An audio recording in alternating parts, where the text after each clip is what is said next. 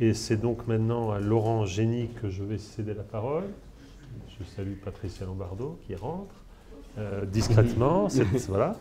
Et donc Laurent Génie est co-organisateur de ce colloque, comme vous le savez. Il est professeur à l'Université de Genève.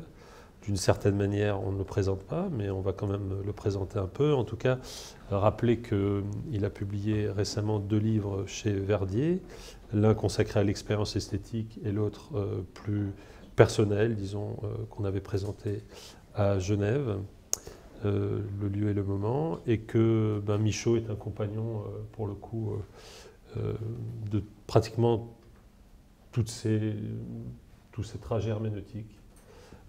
Michaud est très présent dans l'expérience de la chute, hein, il en a parlé tout à l'heure, il y a un instant, et puis la phrase de Michaud est aussi une des questions sur laquelle Laurent s'est penché, nous a appris beaucoup. Michaud est aussi présent dans la parole singulière, et l'intervention qu'il nous propose cet après-midi porte sur un de ces nouveaux chantiers, un de ces 2-3 chantiers actuels, qui est la question du rêve, à côté de la question de la photographie, et donc le titre est Éthique du moi rêveur. Laurent Génie, c'est à toi. Oui, je vais commencer par un petit excursus sur la question du moi rêveur, d'une façon plus générale. Dans son livre, très beau livre sur le sommeil, Nuit étroitement surveillée, Pachet rapporte un rêve extrêmement touchant. Peut-être le plus émouvant qui m'a été donné de lire, et la plupart du temps, les récits de rêve laissent assez froid, sont plutôt ennuyeux. C'est un rêve qui a été fait par la veuve du psychanalyste Winnicott, Clara Winnicott, quelque temps après la mort de son mari. Et je cite ce rêve intégralement, vous verrez pourquoi plus tard. « J'ai rêvé que nous étions à Londres, dans notre magasin favori, dont l'escalier circulaire conduit à tous les étages. Nous montions et descendions, prenant des choses un peu partout pour faire des cadeaux de Noël à nos amis. Nous étions saisis d'une véritable fièvre de dépenses, sachant bien que nous finirions, comme toujours, par garder beaucoup de choses pour nous. Je pris brusquement conscience qu'après tout, Donald était vivant. Et je pensais, soulagé, maintenant, je n'ai plus à m'en faire pour la carte de Noël. Puis nous étions assis au restaurant, buvant notre café du matin comme d'habitude. Nous sortions effectivement toujours le samedi pour aller le prendre. Nous étions face à face, les coudes sur la table. Je le regardais droit dans les yeux et lui dis « Donald, il y a quelque chose qu'il faut que nous nous disions. C'est une vérité que nous devons nous dire, n'est-ce pas ?» Il plongea alors sans ciller ses yeux si bleus dans les miens et dit « C'est un rêve. » Je répondis lentement « Oh oui, c'est vrai, tu es mort. Il y a 1 an que tu es mort. » Il répéta mes paroles « Oui, il y a 1 an que je suis mort. » Et c'est ainsi qu'au travers de ce rêve de jeu, la vie, la mort, la sienne, la mienne, je les ai éprouvées comme réalité. Alors si je raconte ce rêve, en fait, ce n'est pas pour sa qualité émotionnelle, qui est certaine, mais c'est à cause de la question assez vertigineuse que pose Pachet à propos de ce rêve. Et je le cite, il dit ceci, il demande ceci. « La dormeuse, comment peut-elle se faire dire ce qu'elle ne sait pas par une figure qui dépend d'elle et d'elle seule ?» En somme, c'est toute la question des rapports de proximité et de différence entre le moi rêveur et le moi rêvé, ce que le psychologue Delboeuf, au XIXe siècle, appelait déjà altruisation du moi. Cette altruisation, elle ne concerne pas seulement les personnages du rêve que nous produisons en images à partir de notre propre fond, mais elle s'applique aussi à nous-mêmes en tant que personnages rêvés. Et apparemment, c'est une intuition qu'on peut avoir très tôt. Notre fils Paul, 3 ans et demi, l'autre matin m'a dit au petit déjeuner une phrase qui m'a laissé songeur. « Cette nuit, je n'ai rêvé à rien, j'ai rêvé de moi. » Il y a de multiples façons de penser ces rapports du moi éveillé et du moi endormi.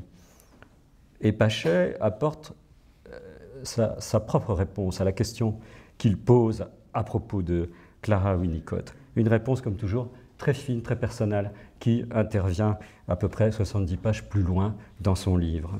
Je cite Pachet. « Dans tous ces cas, je place en autrui ce qui me vient de trop loin pour que je le pense mien. De l'oubli, de l'imagination vive. Mais je peux aussi, dans l'égoïsme du rêve, déverser sur un autrui ce dont je ne veux pas, ce qui s'impose et me pèse. À la chose, comme à un poursuivant, j'abandonne une partie de moi que je nomme non-moi, comme une manche de veste, un membre.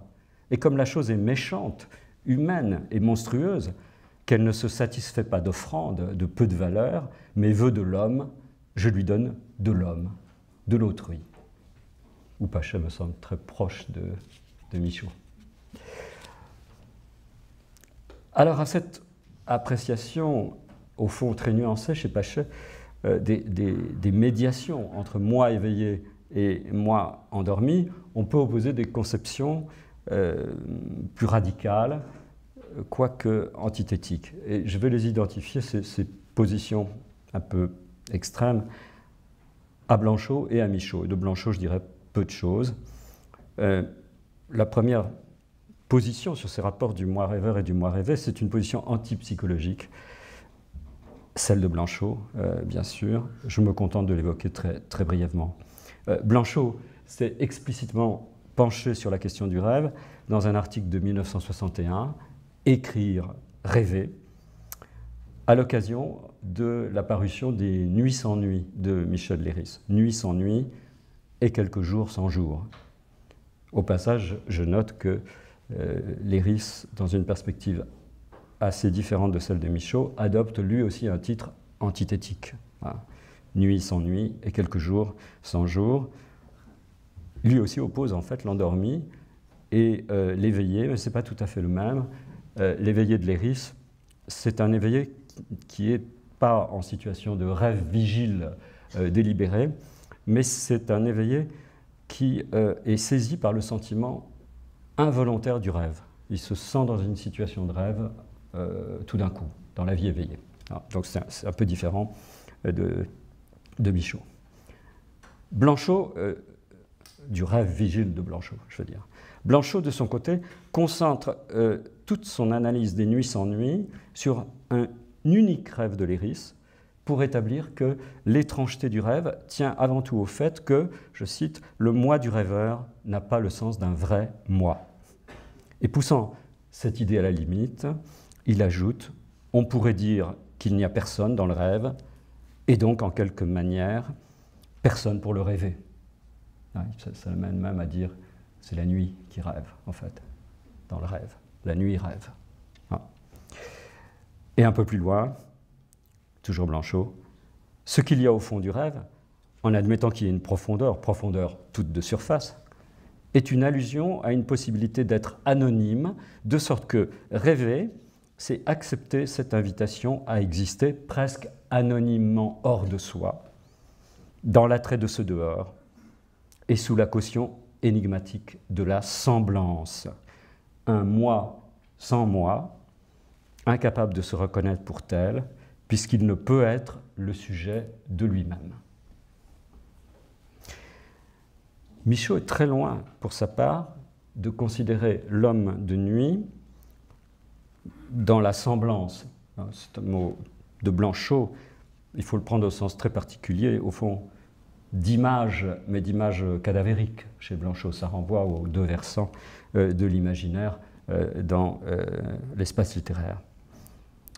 De façon significative, Michaud rappelle d'ailleurs que la figure herméneutique majeure des clés des songes traditionnels, ça n'est pas l'analogie, mais l'antithèse. Chaque chose ou chaque événement signifiant son contraire. Et Raymond Bellour, dans sa précieuse édition Pléiade, révèle que Michaud s'inspire là, en fait, de la section consacrée au Cambodge par Pierre Bittard dans un recueil collectif, Les songes et leur interprétation. paru au Seuil en 1959. Donc très souvent, il y a des lectures sous certaines allusions ou positions de Michaud. Et Raymond note que Michaud force un peu le trait, il ne retient que les exemples en fait, d'interprétation a contrario. Quoi qu'il en soit, l'homme de nuit de Michaud, c'est bel et bien un « il », une troisième personne, mais pas du tout une non-personne. C'est un alter ego, une personnalité secondaire, plus contraire que semblable, et dotée d'un langage, d'une psychologie, d'une éthique nettement distincte de celle de l'homme de jour. Il est à noter que, contrairement à d'autres, je pense à Valéry, à Sartre ou à Pachet, Michaud ne distingue pas dans l'homme de nuit, je retiens cette expression, il ne distingue pas entre le moi rêveur, le metteur en scène du rêve, donc, qui est toujours peu ou prou intéressé par la scène onirique, mais qui n'est pas nécessairement présent dans la scène onirique. Donc, Michaud ne distingue pas entre moi rêveur et le moi rêvé, le personnage produit par l'imagination du rêveur. Et ce qui justifie, en fait, Michaud, c'est que ces deux instances, bien que distinctes dans le rêve, notamment par leur point de vue, sont essentiellement poreuses et instables. Le rêveur témoin peut aussi bien entrer soudainement dans son rêve qu'en sortir, s'en abstraire. Il peut en savoir plus que son personnage, qui est pourtant lui-même, et puis tout d'un coup partager ce savoir. Il y a un exemple très amusant de Sartre dans l'imaginaire, où Sartre raconte un rêve où son moi rêveur sait qu'il y a un cambrioleur qui est en train de percer le mur, où son moi rêvé se croit à l'abri. Ah. Mais il y a un moment, en fait, dans ce rêve où le moi rêvé gagne le savoir, en fait, du moi rêveur, où ils se rejoignent. Michaud est attentif à ce qui réunit, au fond, les deux instances, moi rêveur et moi rêvé, dans un style commun qui est différent de celui du moi éveillé. Il appréhende l'homme de nuit comme un double, mais un double inverse, je cite, cette sorte de tempérament nocturne qui, par plus d'un point, semble l'envers de mon tempérament diurne, mon Sancho Panza, dit-il, mon contrariant commentateur nocturne, ou encore ce vieil envers de moi. Alors, l'idée du moi multiple, on en a parlé, on l'a évoqué, c'est une des plus anciennes et des plus constantes, évidemment, chez Michaud. Il faut se souvenir qu'elle se rattache à des lectures anciennes, et notamment celle de Théodule Ribot, Les maladies de la personnalité, hein, un livre de 1885. Lecture faite à une époque où Michaud, d'ailleurs, envisageait des études de médecine. Et Ribot écrivait dans son livre, je cite, « La conscience ne nous révèle à chaque instant notre moi que sous un seul aspect. » Et on retrouve le thème dans la postface à plume dont on a parlé aujourd'hui, mais même dès qui je fus. C'est un thème qui se module au fil des expérimentations artistiques, mais aussi des événements de la vie. Ce qui fait surgir une personnalité secondaire, ça peut être un médium comme le papier. Hein. Michaud écrit par exemple En pensant au phénomène de la peinture, dessiné sans intention particulière, griffonné machinalement, il apparaît presque toujours sur le papier des visages. Visages des personnalités sacrifiées, des moi que la vie, la volonté, l'ambition, le goût de la rectitude et de la cohérence étouffa, tua. Voilà. J'ai cité ce matin un passage de Potonang où il est question des sacrifices aussi. Choisir une vie, c'est sacrifier en fait les autres moi. Cette altruisation, on en a beaucoup parlé, j'y reviens pas, elle peut découler d'une altération physique, le bras cassé, elle peut provenir d'une modification d'état de conscience, les psychotropes. Hein. À propos des psychotropes, dans le chapitre 5 de Misérable miracle, c'est le chapitre qui relate une expérience de surdosage en fait, de mescaline et de folie. expérience de folie. Michaud s'aperçoit dans une glace au moment où il s'apprête à téléphoner à un ami médecin pour qu'il vienne à son secours. Je cite, « La lampe qui est près de la glace me montra une tête que je n'avais jamais vue. La tête d'un fou furieux. Elle lui fait peur à un tueur, elle lui fait reculer. Hors de moi, complètement extraverti, effroyablement photogénique et décidé, alors que moi, je suis en deçà. Tête d'énergumène, quoique ni elle ni moi n'eussions fait un mouvement, elle était le masque vultueux de qui n'écoute plus personne, face terrible de fou furieux, qui est en réalité l'affolé furieux. Et bien sûr, la personnalité secondaire, elle peut sortir de cette autre modification de conscience bien plus quotidienne qu'est le rêve. Les personnalités secondaires ne sont pourtant pas indéfiniment multiples. Dans Poteau d'angle, où s'énoncent au fond les réflexions ultimes de Michaud à travers des préceptes à soi-même, les préceptes les plus mûrs, les plus revenus de tout, pourrait-on dire, il s'enjoint de résister à une double illusion, je l'ai déjà cité, en te méfiant du multiple, n'oublie pas de te méfier de son trop facile contraire, l'un. En somme, il s'agit d'échapper à cette dichotomie orgueilleuse d'une multiplicité enivrante ou d'une unité sans faille, là où se loge la contrariété d'une personnalité, certes secondaire, mais insistante et têtue. Car entre l'homme gauche de la fracture du coude, les faces de perdus de criminels sortis de l'encre, le fou furieux de la mescaline et l'homme de nuit, il y a comme un air de famille, un vieux fond commun de négativité. Aucune de ces incarnations n'a cependant, me semble-t-il, la stabilité éthique et psychologique du tempérament de nuit, propre à l'endormi, retrouvé chaque soir dans la parenthèse du sommeil. Il porte, comme un remède à toute vanité, les stigmates infamants de l'attardé, du médiocre et du cynique. Tout procède de la marginalité de l'homme de nuit, marginalité temporelle, bien sûr, pour commencer. L'homme de nuit vit cantonné dans les marges de la veille. Mais cette marginalité, purement factuelle, elle prend rapidement, sous la plume de Michaud, un sens moral et social. Le moi rêveur a mauvais genre. Il parle argot, l'argot des rêveurs de nuit, qui ressemble tellement à l'argot des hors-la-loi. Même cynisme, même impudence, même goût profanateur, vil et voyou. Donc si le rêveur parle argot, c'est qu'il s'est aussi endurci dans sa vie captive. Je cite encore, « Plus de compliments, pas de cadeaux. On ne voit pas tout en beau quand on sort de prison. On n'a plus la naïveté des espérants, des bien-disants, des bienveillants, bien croyants. »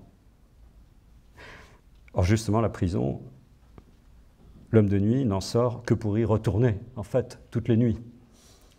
Il fait partie des délinquants de la pire espèce, les récidivistes. Son langage, sa pensée s'en ressentent. Je cite encore, « Même s'il n'est pas vil et avilissant, il n'est pas pour les beaux symboles. Il a ses propres symboles et froidement défait les ensembles. Cet ensemble, par exemple, qui est une femme, alors dépouillé de tout attendrissement, admiration, amour, réduit à une particularité de son physique ou de son rôle, il en fait un vase, une motte, un bas, un paquet, une fente, ou une grotte, ou un hôpital, une lumière, une cave, un chat, un coussin. » Je note au passage que ces lignes assez désobligeantes où s'affiche la violence misogyne de l'homme de nuit sont écrites par Michaud à une époque où Michaud l'éveillé, depuis quelques années, vit enfin un amour harmonieux et durable d'une extrême plénitude. D'ailleurs, amour qui suscite un très beau rêve qui relate dans son livre, Façon d'endormir, façon d'éveiller. C'est un rêve qui s'intitule « Une montagne dans une chambre ». Rêve qu'on croirait donc échapper au cynisme de l'homme de nuit, mais Michaud tient cependant à dénigrer un peu sa justesse. Il dit ceci: il arrive pourtant que cet anti-éloquent par excellence, donc l'homme de nuit, n'aille pas à l'abaissement, mais toujours il dénature. Que l'homme de nuit soit cruel et féroce, après tout, ce n'est pas si contraire à ce que nous savons de Michaud. Ses métamorphoses oniriques en lion ou son face-à-face avec un jaguar ne sont pas pour nous étonner. Il n'est pas difficile de sentir en lui et dans son rapport avec autrui le félin, méfiant et incisif. Mais bien plus contraire au tempérament de jour de Michaud, nous est en revanche complaisamment décrite la pauvreté imaginative, la platitude et l'idiotie, je suis d'accord avec Nathalie, de l'homme de nuit. Dès le préambule de son livre, Michaud nous signale l'inintérêt de sa vie onirique. Pour moi, de tout temps, si j'accepte une lointaine époque vers l'âge de 6 ans, où je subis des cauchemars, mes rêves furent pâles et sans couleur. C'est à peine si le séisme des psychotropes a pu pour un temps produire, je cite, des images visuelles colorées, lumineuses, optiquement frappantes, avant de retomber dans leur habituelle grisaille. Si l'homme de nuit n'est pas peintre, il n'est guère non plus poète, peu doué pour les analogies fulgurantes qui font le talent de l'homme du jour. C'est un bavard impénitent qui multiplie les images mais tombe toujours à côté. Je cite: « Tout le fait songer à quelque chose, tout lui rappelle quelque chose, radoteur, surtout ramenant à des vieilleries qui furent préoccupantes il y a longtemps. En cela, pareil à l'imbécile, à qui une magnifique nouveauté rappelle quelque chose, mais de plat, d'incongru, qui n'a qu'un rapport primaire, superficiel, extérieur, comme par assonance ou contiguïté. Pareil surtout à ces minus rencontrés à l'étranger, en Égypte, en Iran, à Java, pour la première fois sortis de leur trou et faisant là-bas d'impudentes, de sottes comparaisons, au lieu de rechercher la nouveauté originale de la grande civilisation, nouvelle pour eux, dans laquelle ils se trouvent à présent, comme s'ils ne s'y trouvaient pas, car des rapports superficiels les ramènent sans cesse à leur passé, à leur village, définitive et inadéquate unité de comparaison. L'homme de nuit est rivé au banal, à l'incuriosité et au ressassement. Peu doué pour les arts, peut-être, mais dans sa fermeture, sa résistance, son désintérêt même. Comment ne pas reconnaître aussi les vertus passives partagées par Michaud l'éveillé, et en particulier le refus de tout embrigadement. Et je rejoins Nathalie, il y a une force de résistance dans la négativité de la bêtise ou celle de l'homme de nuit. Je cite Michaud: « On ne le fera plus marcher, l'homme de nuit. On ne le soulèvera plus. Il devient résistant à l'ardeur, à l'entraînement, à tout entraînement à l'avenir. Irrévérencieux, profanateur, les êtres qui se présentent à son imagination, ils viennent dépouiller de l'auréole qui mettait de jour sa bonne volonté idéalisante. » Mais comment ne pas retrouver ici aussi le refus de l'enjolivement poétique, de la louange, de l'illusion flatteuse?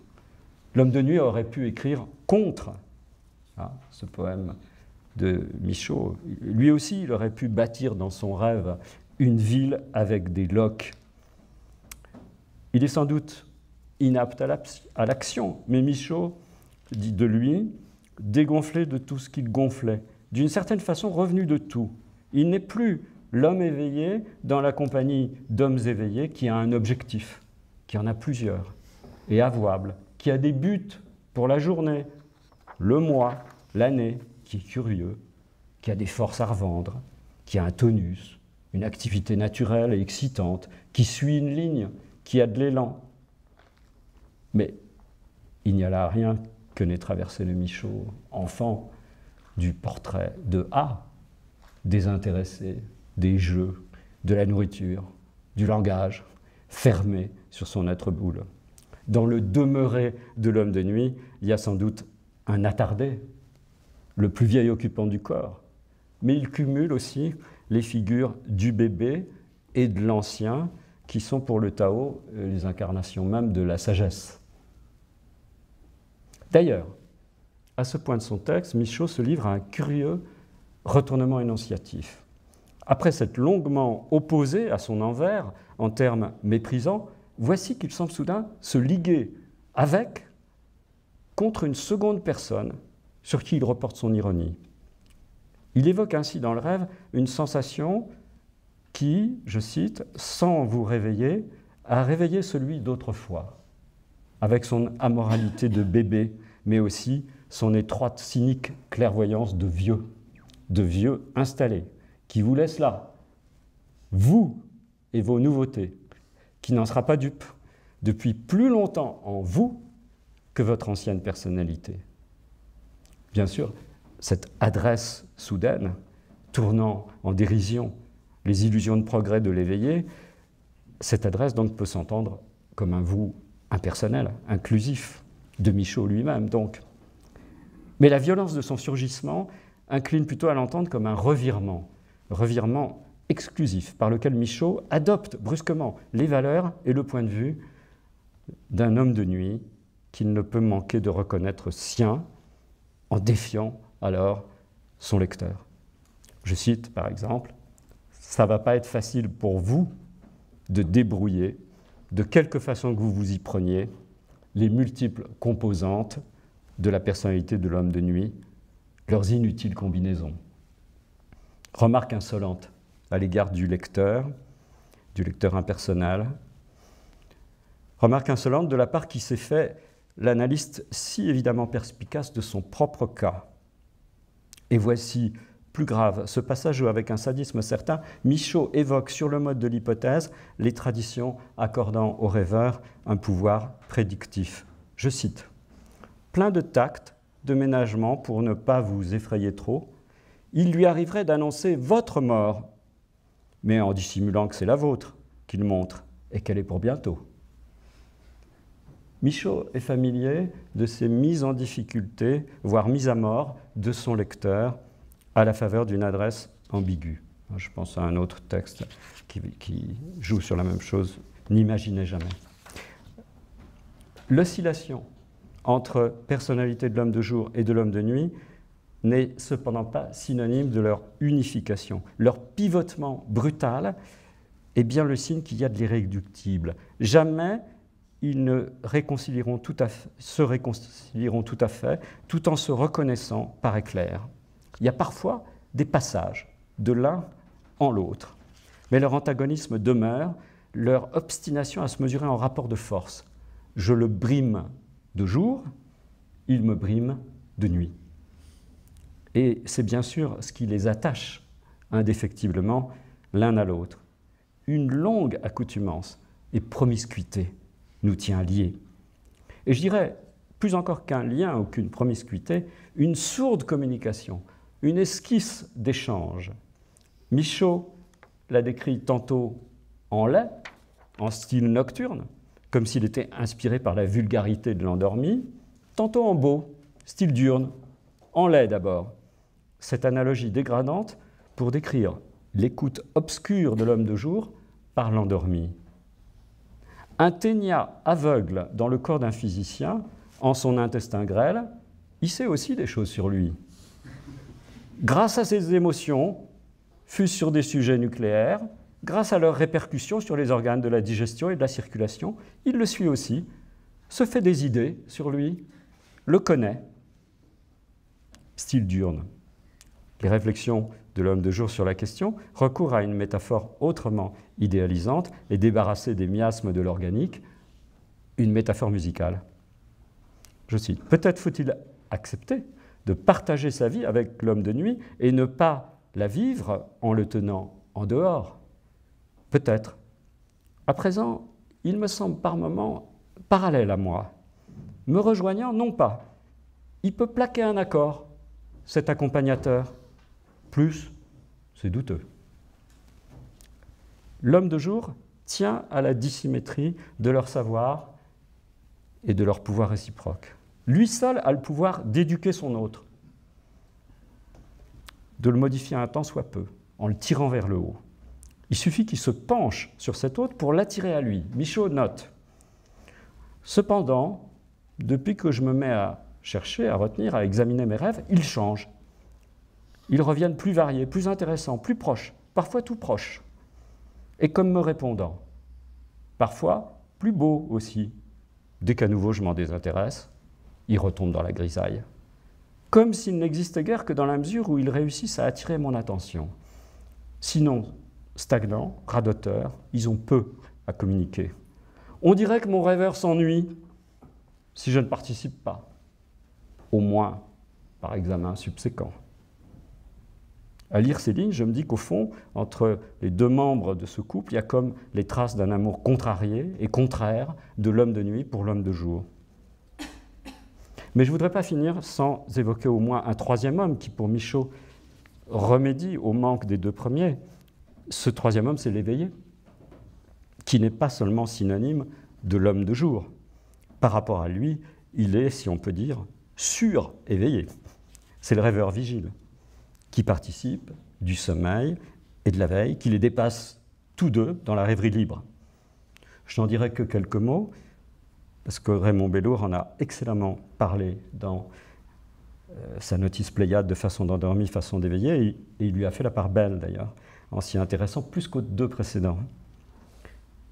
Sans doute pourrait-on retrouver quelques points communs entre l'éveillé et l'homme de nuit, ainsi chez l'un et chez l'autre un même tempérament rebelle, une farouche indépendance, le plaisir pur de la non-obéissance, de la non-soumission. On est redevenu libre, on ne sera plus mené, on ne sera pas assimilé.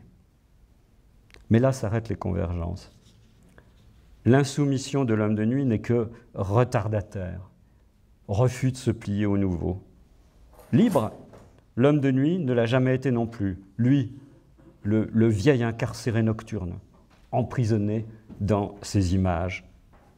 Profus, il ne l'est que dans le radotage. Cocasse, parfois, mais dans une grossièreté involontaire dont il ne sait pas sortir. Et que dire de sa kinésie, constamment empêchée, surtout pour l'homme de nuit au moment des situations les plus urgentes, les plus dangereuses, là où c'est une question de vie et de mort. Et cela, quand l'éveillé, dans son rêve vigile, n'est que mouvement, souplesse, perpétuelle échappée. Si libre, si mobile, qu'il se résume à un pur champ de force, une énergie à venir, là où le rêveur n'est qu'un déversoir d'impulsions anciennes, inabouties, ressurgissant mal à propos. Pour autant, l'éveillé ne se confond pas avec l'homme de jour, encore trop attaché aux traces, aux mots, pour vivre en pleine liberté. L'éveillé, c'est plutôt son horizon, son dépassement. Il ne veut pas pouvoir servir ni au poète, ni au peintre. Sans parole, je veux des masses psychiques, dit-il. Il y a trop d'arrêt dans l'écriture, et même dans la peinture, aussi cinématique soit-elle. Ça explique, en fait, la minceur de la section de façon d'endormir, façon d'éveiller, consacrée au rêve vigile. Concession de l'éveillé faite presque à regret à l'homme de jour pour qu'il en témoigne parmi les hommes.